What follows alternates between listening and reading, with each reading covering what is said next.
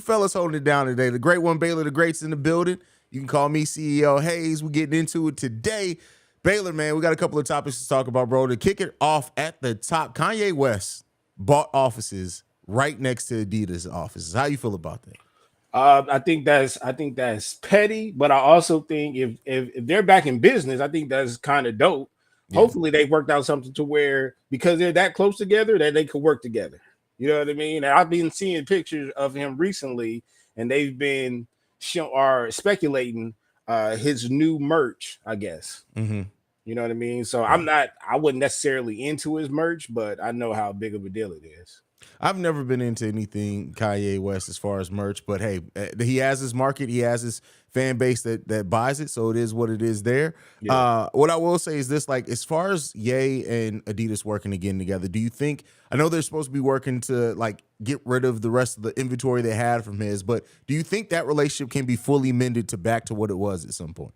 You know, as long as they can put their ego to the side, I don't see why. Look how much money. If they can go back and say, "Hey, look, man, how much money we made," you know what I mean? Like, just get back to it. You know, Yeah. Just say I'm sorry.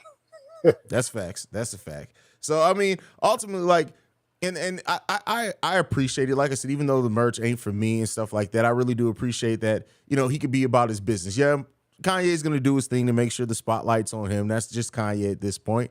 But at this point, also, he's earned it. Like, if you look at the amount of money he's made Adidas in that time and made for himself as well, you can't deny the impact that he has on the culture as far as fashion wise. Yeah, and I think because of his absence from social media, his return is going to be that much bigger. You know what I Yeah. mean? And when it's that much bigger, that means the merch is going to fly off the shelf. That's a fact. That's a fact. $31,000 a month in rent is what he's paying for this office building. Tuh. Tuh. Hey, he got it. You know what I mean? So That's crazy, bro. That's crazy. Let's move into another topic, man. Missy Elliott has become the first female rapper to be inducted into the Rock and Roll Hall of Fame. that's That's my That's disgusting, and that's dope at the same time. You know what I mean? exactly. Because if you think, and she deserves it, but it was so I could name some other women that deserve it as well. But you know, I guess it's not my rules. I'm not sure how that voting process goes, and that's sad that we had to wait until what 2023. Yeah. Yeah, that's ugly. Well, and the thing is that I think nobody really knows what the criteria is, but like right off the top of my head, like how did MC Light not get into it? How did TLC not get? I know they're R&B, but like how is TLC not in the Rock and Roll Hall of Fame? Hell, how's Queen Latifah not in the Rock and Roll Hall of Fame? My number one pick would have been Janet. Oh yeah, absolutely, You know, absolutely. so yeah, I don't know. Not even Madonna. I mean, she's not a female rapper though. I think Oh, Madonna female. is. Oh, female. Yeah. My bad. My bad. No, you good, bro. I'm trying to think who else like to me would qualify for that. Hell, Little Kim. Little Kim. Yeah. Yeah. Well, the two that sticks out that you said was Queen Latifah. Um, I don't know. I don't know if they will feel me if I said Roxanne. What about Roxanne? I think Roxanne Shante should absolutely be in Yeah. it. Yeah. She was a pioneer for female hip hop in general. How would you feel about like Lauryn Hill? Do you think Lauryn Hill, because of only the one album, do you count what she did with the Fugees? Like, do you think that she could have a path to getting into the Rock and Roll Hall of Fame? Hey, yo, that's a problem with it with our culture because like, how do we measure her success based off of one album? You know what I mean? Yeah. Like, even though it was a classic, just think about all the other artists, not even just in the same genre, but just across the board, like who had more classics than her, but yet she still set high. And I'm not against it, but I'm saying it's kind of the hypocrisy when it comes to other women. Yeah, that's big. I see, and the thing is that that's why for Lauren, I think you have to also factor in she has one of the greatest albums of all time. Just yeah, it was one album, but it's one of the greatest rap albums albums in period of all time. And she's part of one of the most influential groups of all time. Even though Praz turned out to be a snitch, but it is what it Oh is. man, wow. Informants. Mary J. Blige. Yeah, Mary J. Blige. Yeah, absolutely. Like Mary J. Blige, absolutely. like You, it's you said TLC as well. yeah. That's crazy, man. Like with some like And I get it. It's the Rock and Roll Hall of Fame, but rappers have been getting in the Rock and Roll Hall of Fame for what, about 10, 15 years at this point? We need Run DMC, okay? Yeah. You know what I'm saying? We rubbed elbows with that genre since the 80s. So yeah, no. And Later Ray should get in there too. Yeah, and then looking at the other inductees, DJ Kool Herc, Shaka Khan are both getting into the the Rock and Roll Hall of Fame this year as well. Shaka, it's crazy to me that Shaka Khan's just now getting in the Rock and Roll Hall of Fame. This woman has decades of amazing music. Yeah. And a lot of women have been influenced off of her. Absolutely. Probably Missy. Absolutely, bro. Like, I hope that at one point in time, at some point, our ladies of hip hop and the pillars that we have there as far as women in hip hop culture that just have meant so much to the genre, that this is probably a foot in the door for everyone. But I hope more people get in real soon. A boatload of them. Yeah, we need to catch up at this point. Definitely. Something that's not on the list, but we got to talk about, bro. I don't know if this, like, how much this is about to resonate with you. This definitely made me feel old. We're coming up on the 20th anniversary of Get Rich or Die Trying. Yeah, we are old. That's crazy, bro. We are old. That's why I still remember the first time I heard Wanksta. I remember exactly where I was. Shout out to Marco. You remember that video? No, before the video, because I was living in Italy then, so we didn't get the videos easily. Oh. I was in my boy Marco's car. He had picked me up from school. We were riding home from school, and it came. So we had a radio station when I lived in Italy on the military base that was operated by one of the people there as a hip hop station, but it was done off the base. And so the guy was like, "Yeah, this is burning up back home. Y'all gonna love this." When he played it, and when the like when that kicked in, me and Marco both looked at each other. We was like, "Hey, this kind of fly." And then when we found out he was like, it was to Ja and all that. And then when we saw the videos, like, bro, I still like the whole Get Rich, 50 Cent's whole rise, bro, from when Wanksta dropped on that 8 Mile album to Get Rich or Die Trying release. That was such a moment, such a seminal moment for me as well. I would have been 16. It was such a seminal moment of like hip hop, and it was almost at the height of me starting to really appreciate music for not just being music, not just sonically, but actually the message behind music. It was an amazing time period, bro. What's your favorite track?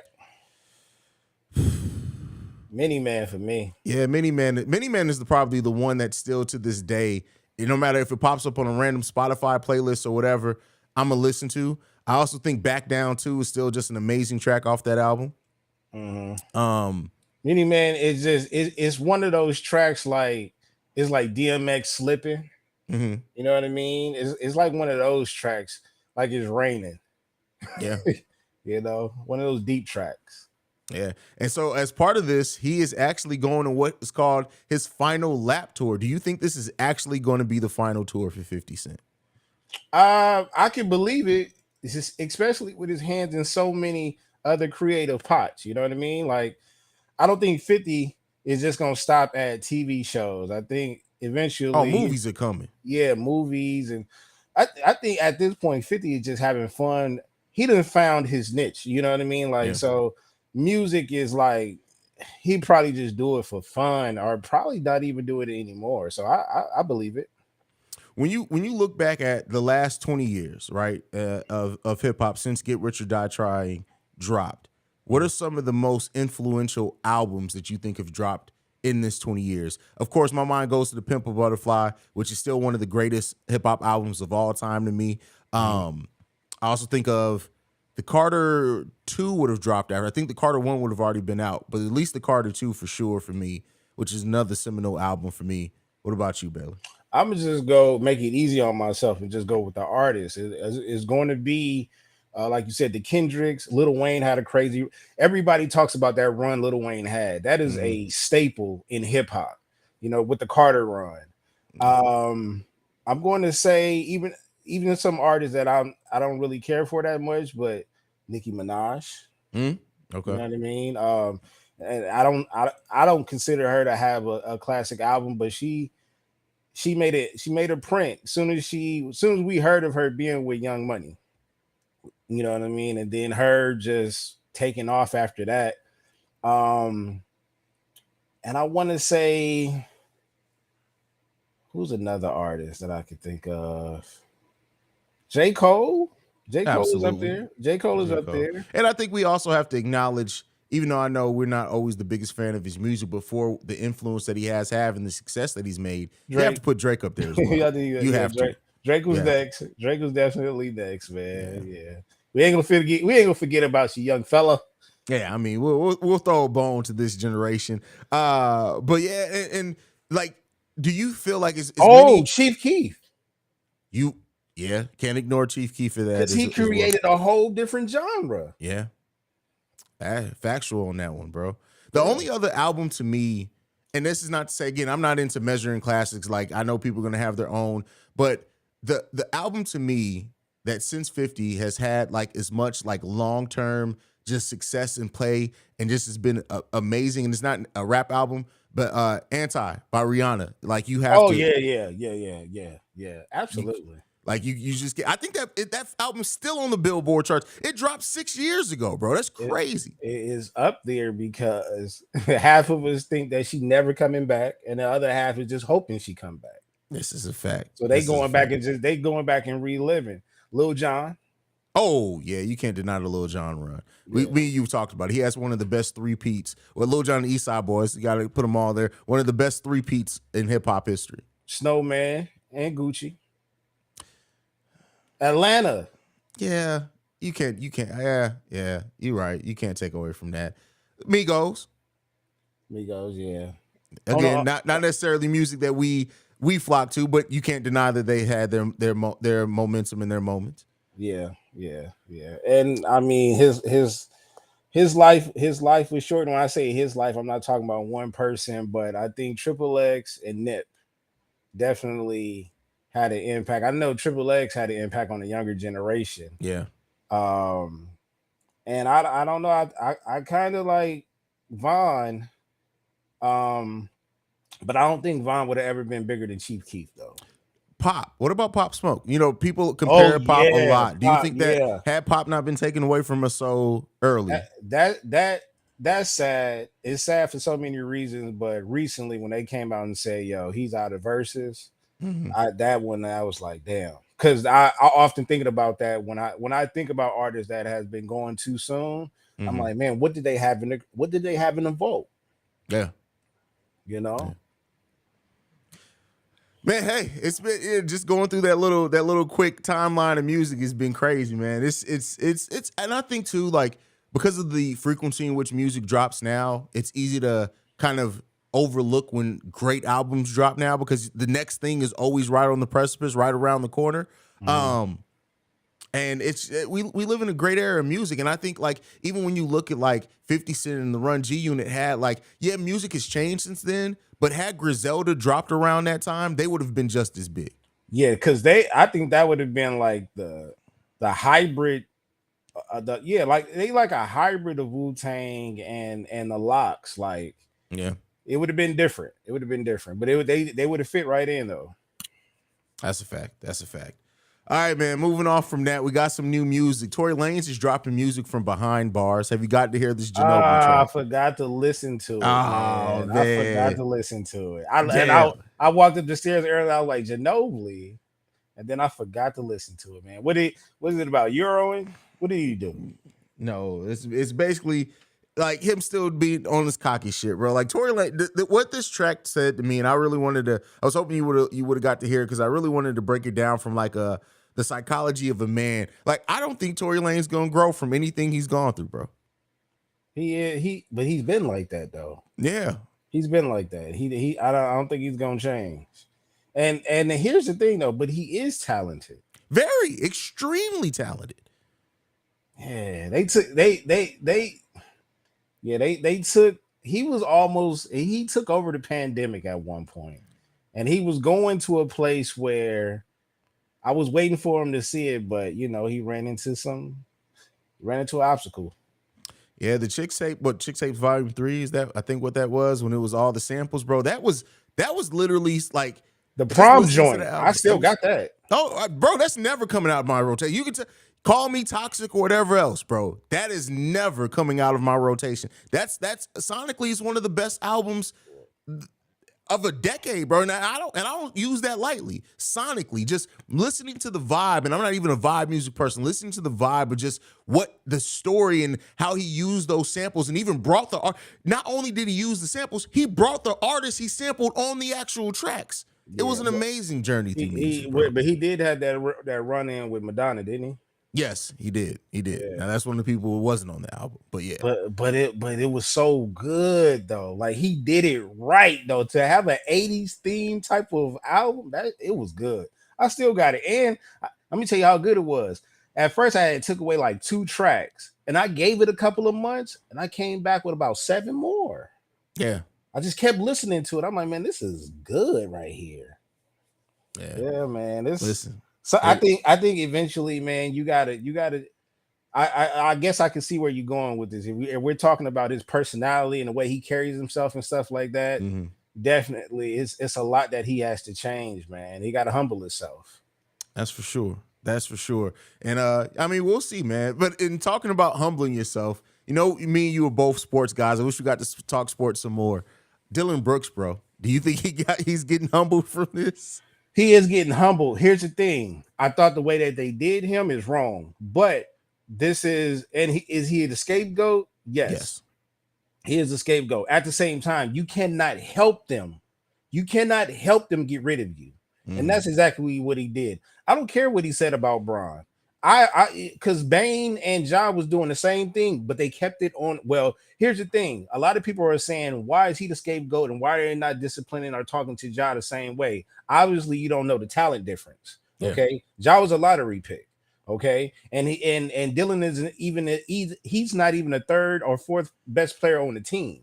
You know what I mean? So he's expendable. He's disposable. You can go get another key player or role player to replace him. The thing is, he's going to end up on another team, but he has to humble himself. Get in the off season, work on your game, and just shut up. And if you're not going to shut up, back it up. Because it looks bad when you talk like that and y'all end up losing like that, and you did absolutely nothing to help your team out. Nothing. And it made it worse that you didn't want to talk to the press either. 3 games in a row. Yeah, and it's the combination of the fall, right? And then, like you said, I don't like the fact. Is he a dickhead? Yeah. Do I like the fact to see him made the scapegoat for problems that's the culture of the team that you built there? No, I don't like to see that for anybody, whether I like them as a personal player or not. You made this man a scapegoat, and that's just the culture. And even if you look at the Grizzlies' social media, it's there too. Like, that's the culture that's now through your franchise. You try to blame it on just one person who, yes, while a dickhead, you got 2 or 3 more on that team that, of course, you can't make scapegoats because I wish you would try with Ja. That's your franchise right there. Right, so it's exactly. Like you literally took the low-hanging fruit to blame all your franchise's issues on, and that to me says it's going to be another scapegoat there in 2 or 3 years because they're not going to actually do the work to change that unless they just with maturity it comes out of them. Right, because you want to know the difference is that actually Dylan Brooks did keep it on the court. Technically, yeah. All job mistakes was off the court. You know, the hitting the teenager in the pickup game, the incident in the mall, the gun in the strip club. Yeah. So, you know, and you had, I don't care about what you say about the game or whatever. Everybody talks stuff about players and other teams and stuff like that. Slick little remarks. Oh, I'm good in the West. Okay, cool. Now you got to show me. Yeah. That's why Bane gets a lot of respect because Bane was talking, but Bane backed it up though. Bane stepped up hugely this season, bro. Like, not to say he was ever bad, but like the way that he grew his game to become a more complete player this season, hats off to that man. Yeah, absolutely. So, all right, man. Before we go, a little bit about TV. I know we usually wait for the whole team to be here, but I just got to talk about it just a little bit, bro. Just a tinge. How you feeling about this season of Power so far? Well, you was right because for a while, you know, I gave it. I did one of you. I was like, look, let me binge this. You know what I mean? And I did. And those 2 episodes that you spoke of, yeah, it got heavy. You know what I'm saying? And I'm up to date. Don't get me wrong, but it was like those 2 episodes that you had pointed out. I'm like, oh, the writers.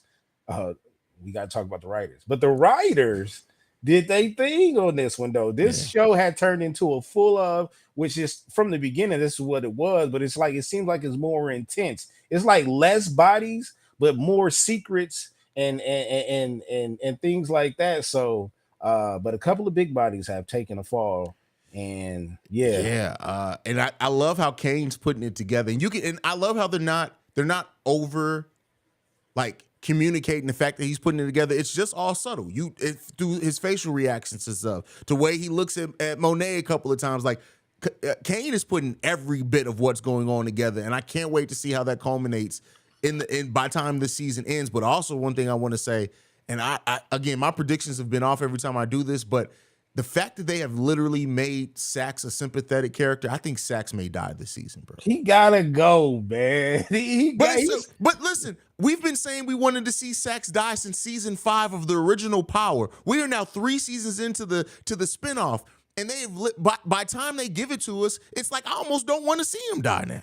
Well, we got to think, because what is the future after this? Because it seems like Tyreek just keep getting himself stuck in situations that is prolonging his quote unquote short retirement. You know what I'm saying? So it's like, how is he going to make a difference, or how is he going to make sense by continuing to be in potentially another series? Yeah. You know what I mean? Eventually, you have to go, bro. Yeah.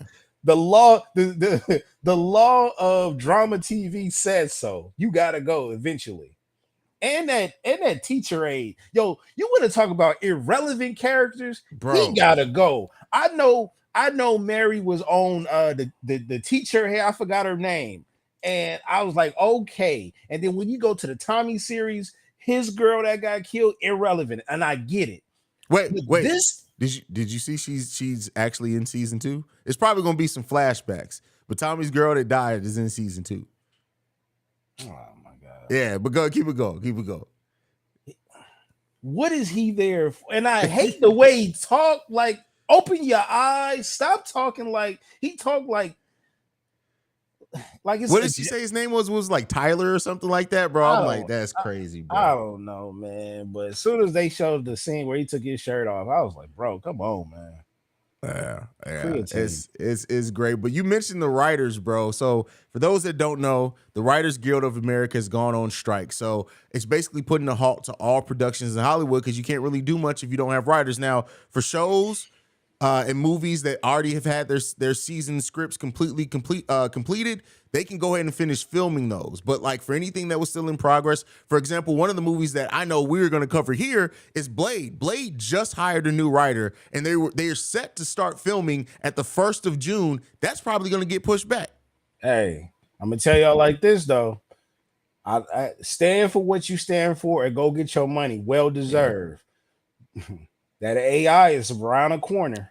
Bro, do you see what podcasters are doing with AI now? But you know what? That disgusts me, bro. It would never replace Haize. It'll never replace you, bro. You want to know why? Because you are a real person with real feelings, and you know this. Yeah. They'll never replace us. Never. Yeah. It's nasty business. It's not, and you know what? I'm okay with people saying, well, maybe I need an episode. I gotta take some time off, maybe a month, generate me some episodes. Dog, just take the time off.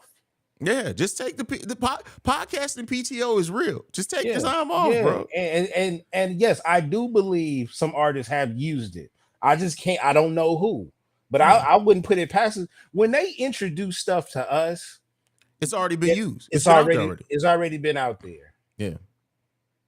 Yeah. So anytime I hear a song where I'm like, that doesn't usually sound like the type of music I would expect from them. Now in the back of my mind, I'm like, did AI do this shit? And I see people out there, well, it doesn't really sound like Drake, and Jay-Z doesn't rap like that. Dog, this is just they playing around with y'all. This is just the beginning. They just introduced this to us this year. Imagine 3 years from now, 5 years from now. Didn't the grandfather of AI technology come out and say, yo, we need to slow this down and make sure we get control of this? Yes. He separated himself from the monster already. Bro, like we are the closest that we've ever been to Skynet really being a thing, bro. And I don't know if we covered it or not. I feel like we did, but did we talk about the black AI model? Rapper? Oh, no, model? The model. No, I didn't even know that's disrespectful. Because Now I gotta an Google this real quick. go get you an authentic black model instead of creating I'm not for it. Everything I'm not for, bro. Jamiroquai, Bro. Future Insanity. First of all, bro, what are we coming to as a society, bro? Like, Bro, it's like they trying to save money. that's wild to me, bro. Like, And look. It's our culture that they taking it from, though. it's always our culture that they're taking it from. Always. If you didn't know any better, if you wasn't in the know, you would see this black, beautiful woman. Yeah. But that's all AI generated from information that's stocked up in the net. What that tells me is that confirms that black women are the blueprint. Yeah. Because if you tell an AI to go create a supermodel and they came out with that beautiful black woman, that tells you black women are the blueprint. That's sad, man. That's sad. And I'm not buying y'all albums. I'm not buying it. I'm not listening to it. I'm not supporting it. Y'all might fool me or whatever, but if I find out, bro, I'm not. That's nasty. That's nasty. If just think about listening to a AI generated Locks album after you've seen what Jada did in the Garden. Yeah, that's crazy. That's disrespectful to the craft, man.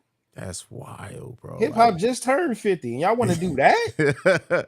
we are really heading into dark times, my brother. Dark times, man. But one thing that will never be AI is the Breaks Radio, man. We definitely gonna be here all the time. I swear to God, I thought of that. It's not because you my boy, but I'm like, I seen you grind your Chicago Bulls page. I seen it from single numbers to that K at the end of the number.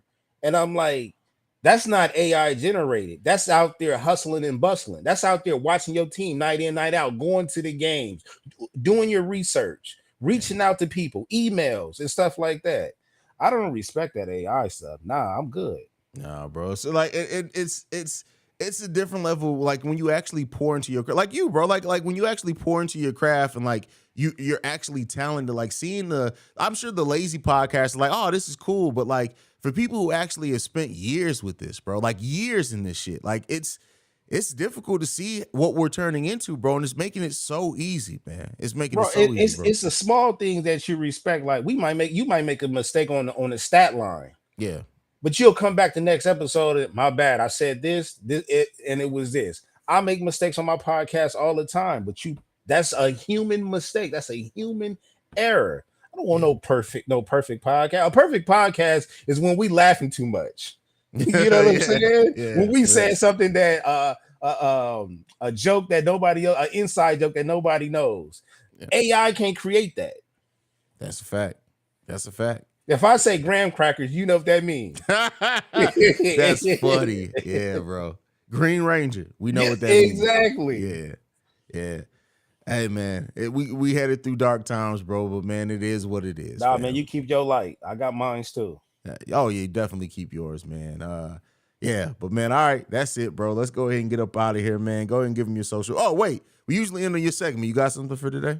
Yeah, hey, I tweeted this and nobody gave me no love on this one. I said some people saw that dress and they said it was blue. Some people said it was what was it? Gold, white and gold. Ed took that song. I think he did. You think so? He took. Man, that shit sound identical, dog. But you know what? And then he threatened to retire. I'm not a fan anyway, so I didn't give a shit. But I'm gonna say this though. The only reason why I'm passionate about it is because time after time, we just finished talking about it with the AI, dog. We are the culture. When you think about the world in general, hip hop controls the world. Mm-hmm.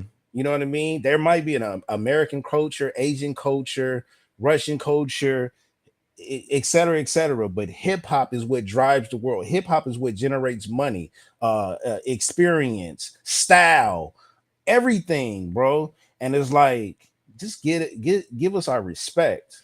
So if they go after everything that they feel like you owe them, well, I mean, look, start being original. That's a fact. That's all you got to do, man. Ask. Sample it. Pay the sample. Like he stole the song, bro. I don't care what the jury said. That song was stolen. He stole that shit. For now, and if I ever play his song, I'm playing Marvin Gaye back to back. I'll never play one of the other ones. They gotta go back to back. That's funny, man. All right, man. Go ahead and give your social media, B. At Baylorism on Twitter, at Baylorism on TikTok, BTG for President, Open Run with BTG, part of the Rare Signers Network. Hey, man, I am your private merch dealer. Holla at me. Speaking of, I gotta holla at you. I haven't bought any Baylorism merch in a minute. I think I need to re-up before the summer comes. Hey, man, when I tell you this, I pat myself on the back because I want y'all to look good and I want it to last long. So if I haven't pumped anything out there or anything like that, just know every day Baylor is just like Haize with his sports show. Every day I research new threads, I research new vinyl, I just research new ways of creating stuff because I want y'all to wear some quality stuff. If y'all gonna spend $200, $300, $400 on some Gucci or Louis Vuitton, I want to be able to say, hey, my sweater is $100 and it's worth it. Yeah, I agree. You put great work out, bro. There hasn't been not one Baylorism tee that I got that still doesn't look like the day that you sent it to me, bro. And we talking about like back into the what was it? Melanin?